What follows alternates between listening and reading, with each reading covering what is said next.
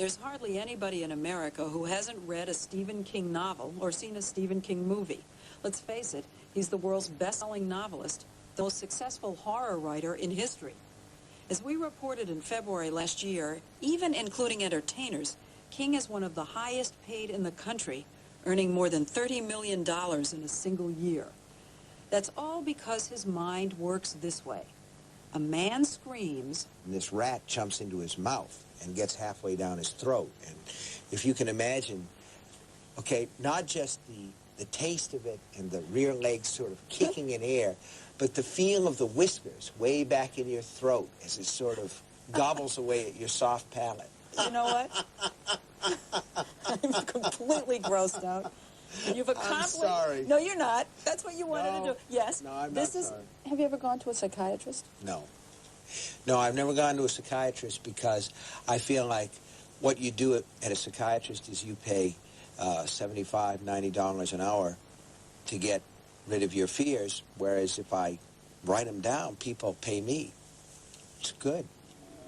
Since 1974, people have paid good money for 32 novels, 5 collections of short stories, 9 screenplays, and 1 nonfiction study of horror.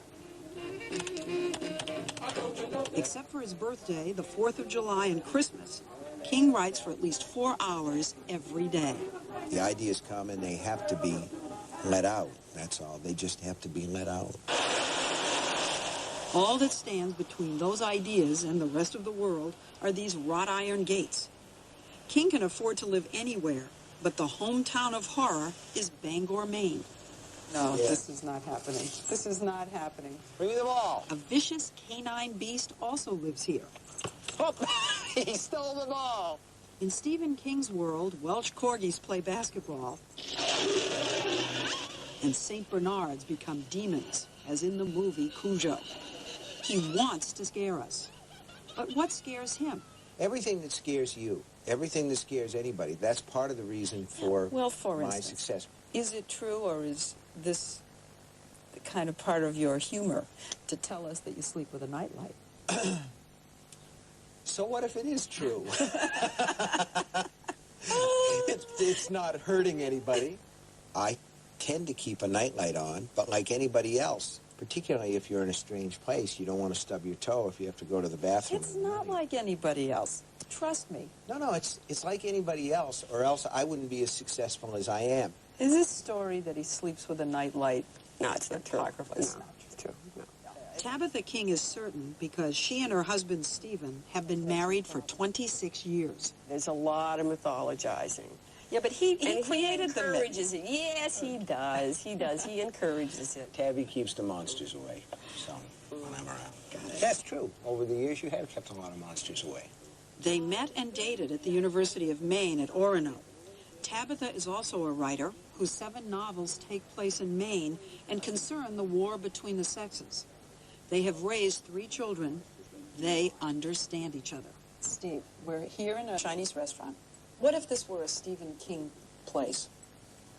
Well, actually... Well, we know, don't we? Yeah, we know. because I wrote a scene... The fortune cookies would bleed. Right, and eyeballs would come out of them, and flies and deformed... I wrote the Chinese restaurant scene right in it. Yeah. It's been done, yeah.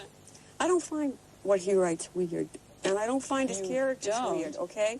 I think one of his tremendous appeals to people is that he puts you in a world that you recognize among people that you know. And then if bizarre things happen to them, well, the world is a very strange place. When you were a kid, Let's stop right here. This coming from? Let's stop right here and just say, whenever an interviewer says, so, when you were a kid, what they're doing is basically saying, what screwed you up so bad that you're doing what you're doing now?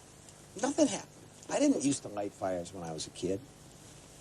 Anything like that. Did you light fires when you were a kid? No, I didn't. Really, I didn't. But he did keep a scrapbook about Charlie Starkweather, a serial killer in Nebraska in the 1950s. And it disturbed my mother. I wonder why. And I said to my mother, I'm studying his face so I'll know it if I see it and know to get out of that person's way. That's the stranger. That's the other. And you could see it in his eyes to a degree. There was something gone in there. But I also understood that that was in me, and it was in a lot of people. King says that over the years he has found ways to deal with what he calls his antisocial impulses.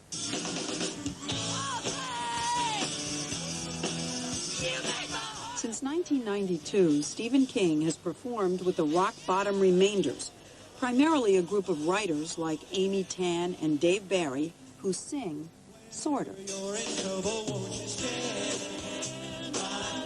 He also loses himself in baseball. He even built a $1 million Little League ballpark behind the house, affectionately known as the Field of Screams. Good job. Who's it, Leslie? And he loves his Harley. It's got 2 speeds, you know. It's got stopped and gone. You're kind of a kid. Yeah. Yeah. You kind of rested back there. What age are you, do you think, back there? I don't know. If I had to pick an age, I'd say probably... Did you ever seriously wonder about your sanity? As a kid, I worried about my sanity a lot. I think he worries about it excessively much. More than you? Yeah, a lot more than I do. There's a movie called The Snake Pit that he apparently watched when he was a child. In that movie, a woman goes crazy.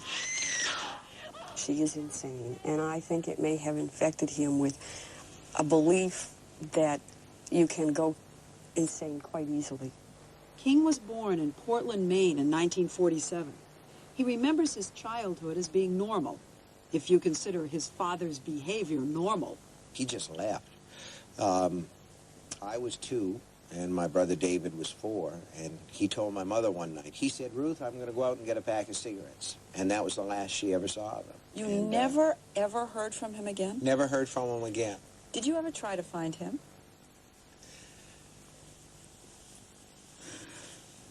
No, I really never did.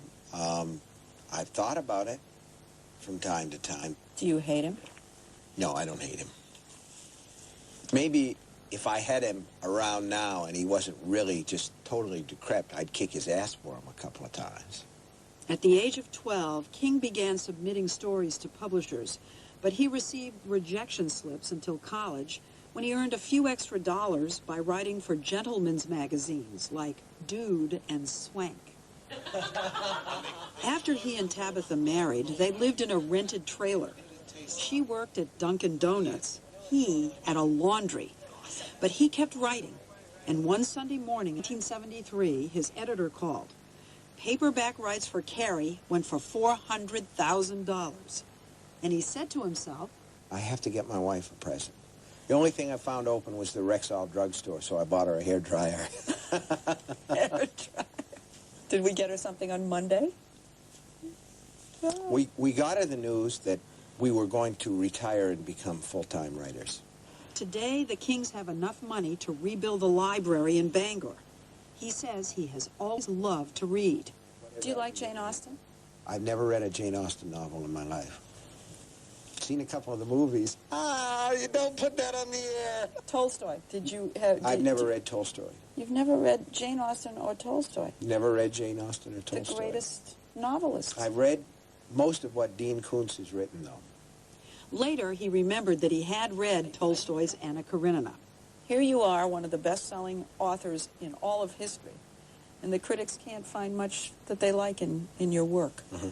Does this hurt?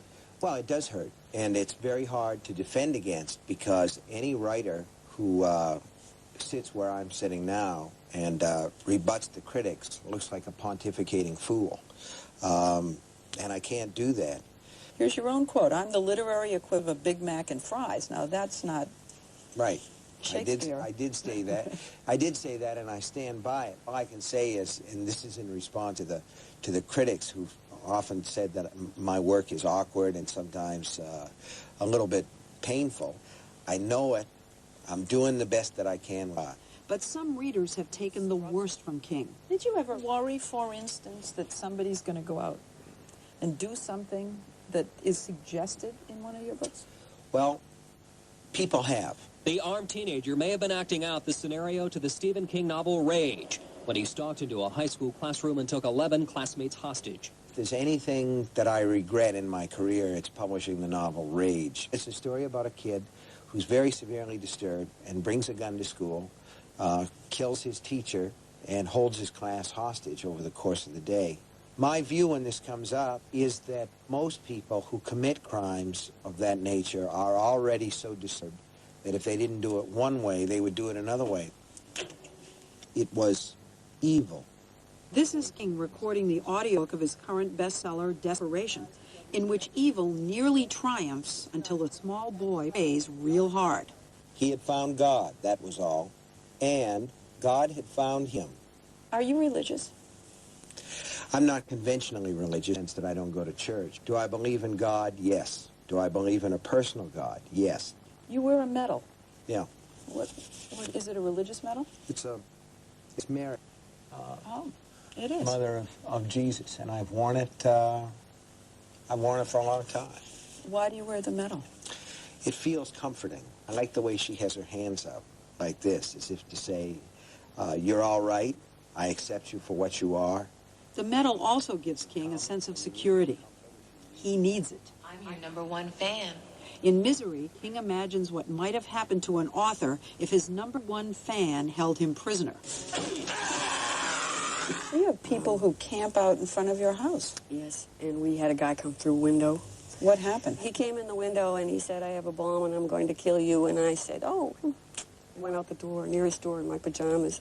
The bomb turned out to be a collection of pencil erasers and unwound paper clips. But he read Stephen King. He knew that this was Stephen King's house. He came directly to it.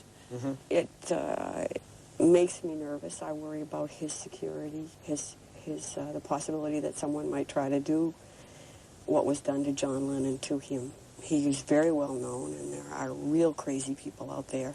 Do you ever get to feel that you are a prisoner of his success? Oh, sure. Just a few. But Stephen doesn't feel that way. I've been waiting a long time for this. His fans can still get as close as they want. Give me 5. I've got a fair amount of childishness left in me. The world hasn't whopped all the fun out of Steve King yet. Okay? Yeah, but Steve King, I'm getting this feeling. Steve King is turning 50. Almost. I'm 49 and holding, so to speak. You wear very thick glasses. Yeah, they're pretty thick. Yeah, but is your eyesight getting bad? I do have a retinal problem that's called macular degeneration. Blindness is the ultimate result, but right now I'm fine. I just don't see very well. As I understand this disorder, the vision that you see straight out gets very weak. Mm-hmm. But you keep your peripheral vision. Mm-hmm. That's the part I want to keep as a man and as a writer, is what I see out of the corners. Stephen King's newest book will be published. It's called Bag of Bones.